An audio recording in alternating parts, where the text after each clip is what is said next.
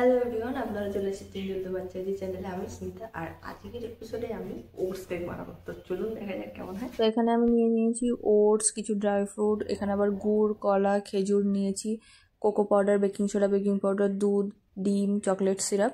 তো এখানে যে আমি কলা, খেজুর আর গুড় নিয়েছি, এখানে যে কোনো তিনটের মধ্যে আপনারা একটা নিলেই হবে, একটু বেশি পরিমাণে সেটা নিতে হবে। তো এখানে আমি 1 কাপ ওটস নিয়ে নিয়েছি, আর এখানে আমি 1 কাপ দুধ নিয়ে নিচ্ছি এখানে। তারপরে দুটোকে একটু হালকা করে মিক্সড করে নেব। তারপরে নিয়ে নিচ্ছি দুটো ডিম এখানে। এরপর ডিম দুটোকে এখানে ভালো করে মিক্সড করে নেব। এরপর অল্প পরিমাণে কিছু খেজুর ভালো করে ধুয়ে কেটে এর মধ্যে দিয়ে দেব। এরপর আমি এর মধ্যে দিয়ে দেব হচ্ছে কলা। তার আগে এখানে একটু ভালো করে কলাগুলোকে স্ম্যাশ করে নিতে হবে। এখানে যেহেতু আমার কাছে বেশি অ্যামাউন্টে খেজুর ছিল না, ওই কারণে আমি কলা এখানে ইউজ করছিলাম।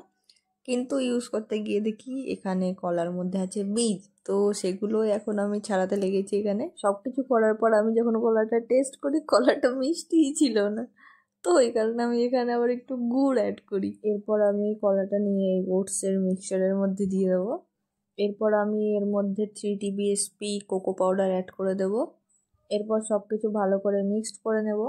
এর মধ্যে আমি এরপর 1 চামচ মতন বেকিং পাউডার দেব, আর হচ্ছে 1/2 চামচ মতন বেকিং সোডা অ্যাড করব, আর অল্প পরিমাণে একটু নুন দেবো। এরপর 1/2 চামচ মতন ভ্যানিলা এসেন্স এতে দিয়ে দেবো। এরপর পুরো মিক্সচারটা এতে ঢেলে দেবো।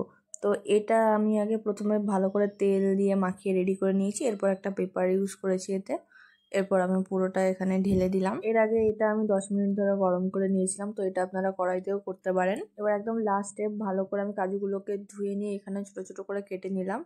এরপর আমি সেগুলো কেকের ওপর দিয়ে ছড়িয়ে দেবো। এবার আমি কেকটা নিয়ে এর মধ্যে বসিয়ে দেবো। এরপর আমি 35 থেকে 40 মিনিট অবধি ওয়েট করব। তার মধ্যে আমি 30 মিনিটের টাইমে একবার করে এটা চেক করে দেখব।